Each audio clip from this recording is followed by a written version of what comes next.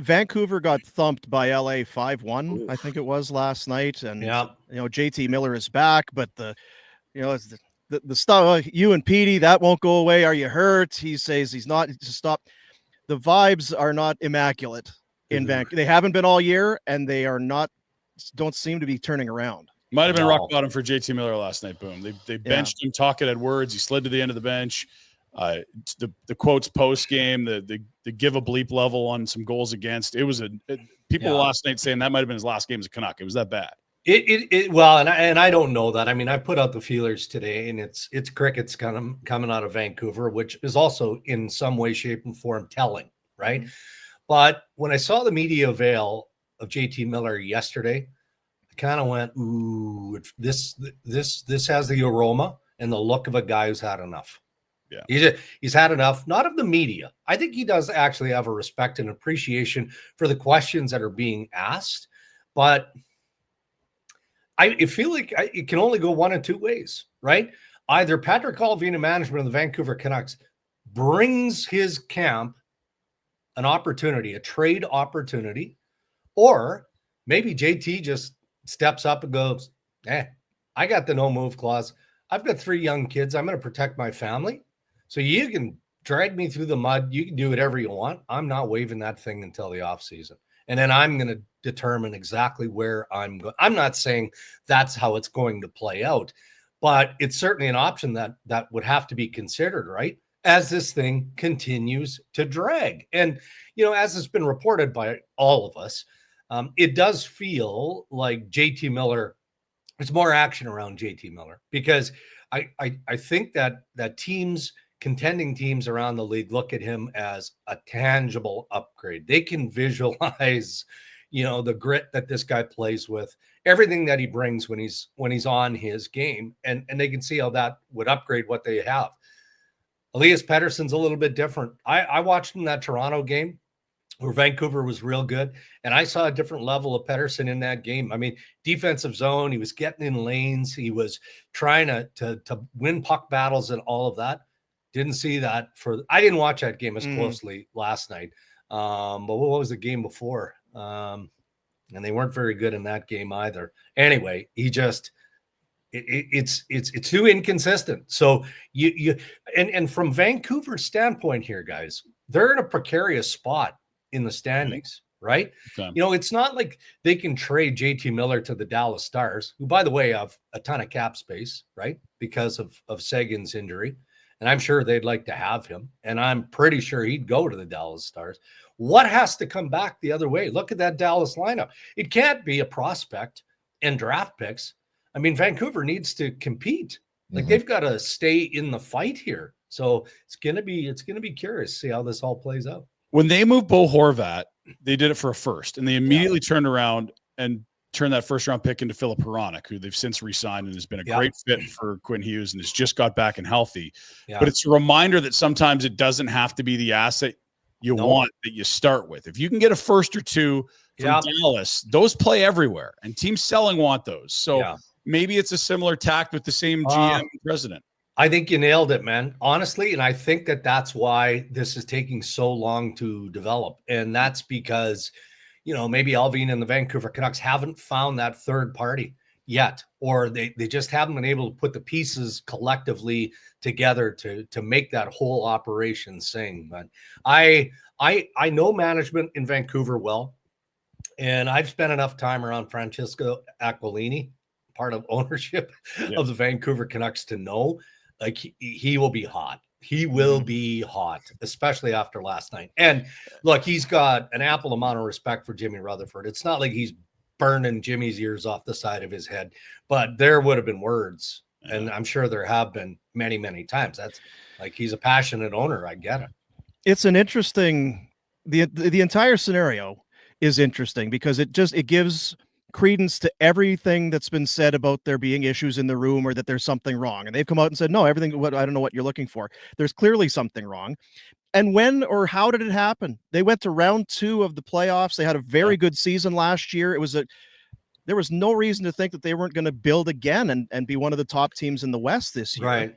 But if it can go wrong to almost to the letter, it has for them. Well, and Rhett, I'd like your just thought on this and your experience in rooms that you've been in over the years. Because again, in Winnipeg last night, and I always liked Blake Wheeler when he was with the Winnipeg Jets. You know, both as a player and as a guy.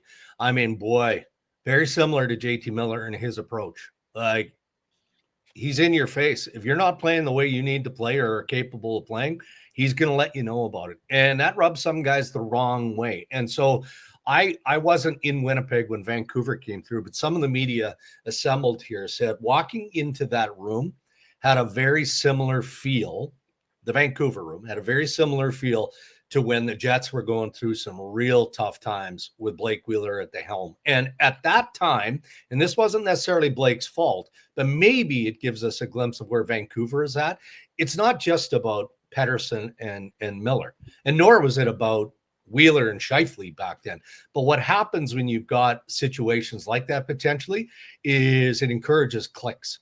So now you got 3 and 4 players over here, 3 and 4 over there, and the team as a group can never kind of find its way to that happy space. So does that make sense, right? It encourages clicks. It encourages silence. It doesn't encourage cooperation at all. And the funny thing, not funny, but it's stunning to me that Tocchet and Foote and those guys that are there have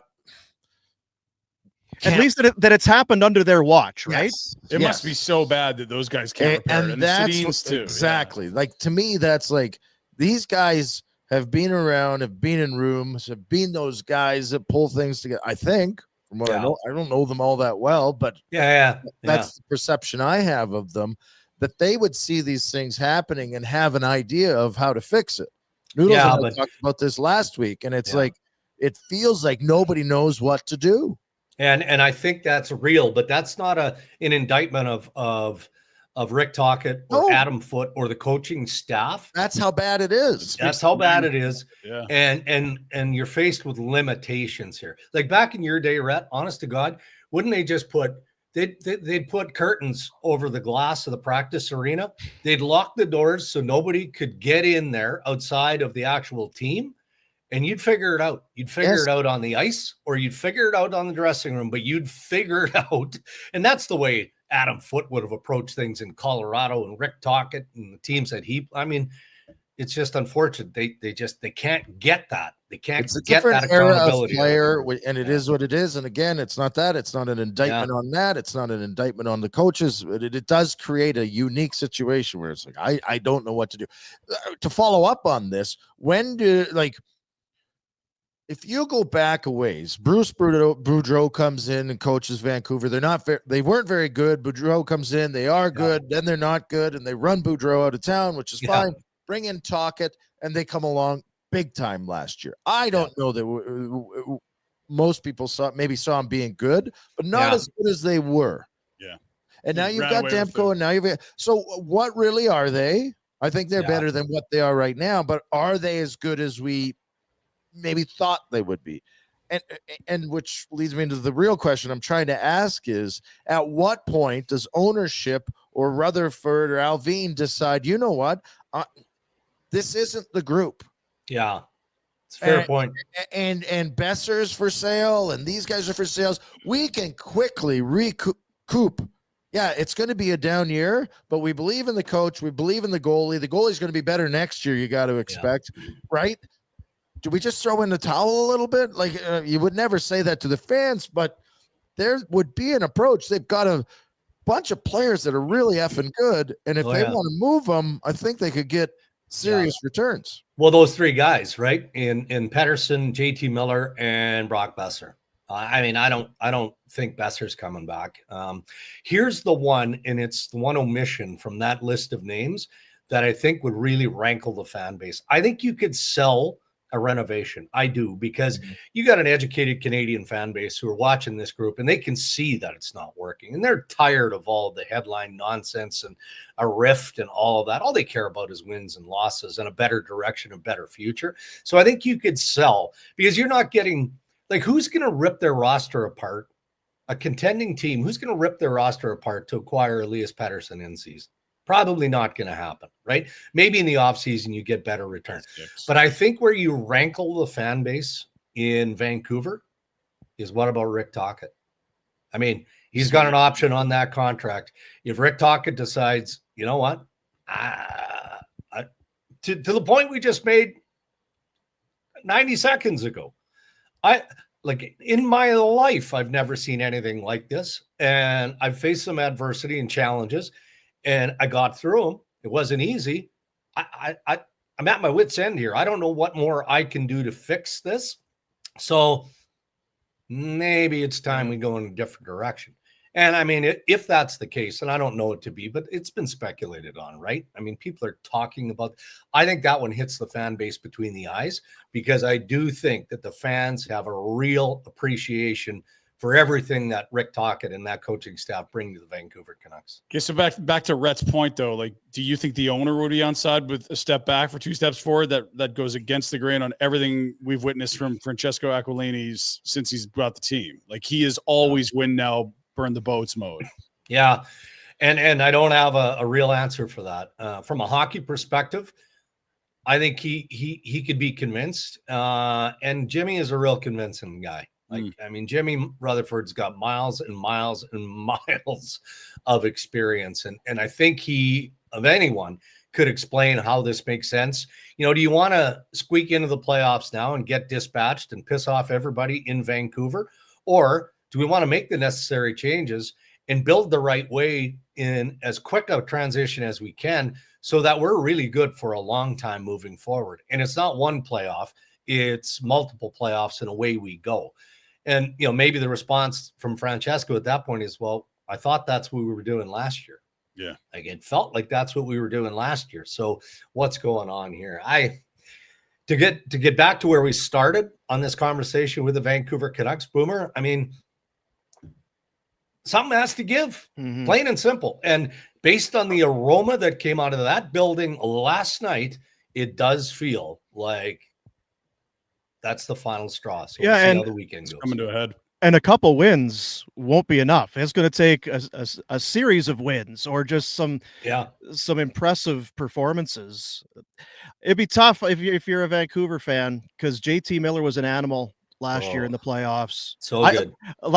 Whatever it was, November, I took my kid to a WWE event in Vancouver. They were chanting JT Miller in the arena. I mean, he's beloved there. So, hey guys, thanks for watching. Be sure to check out more of our content right here on the Flames Nation YouTube page. We had a bunch of great long form interviews. You can check out some videos we've done as well outside of the studio. And of course, if you want more writing or merchandise stuff, flamesnation.ca or nationgear.ca. Appreciate you watching.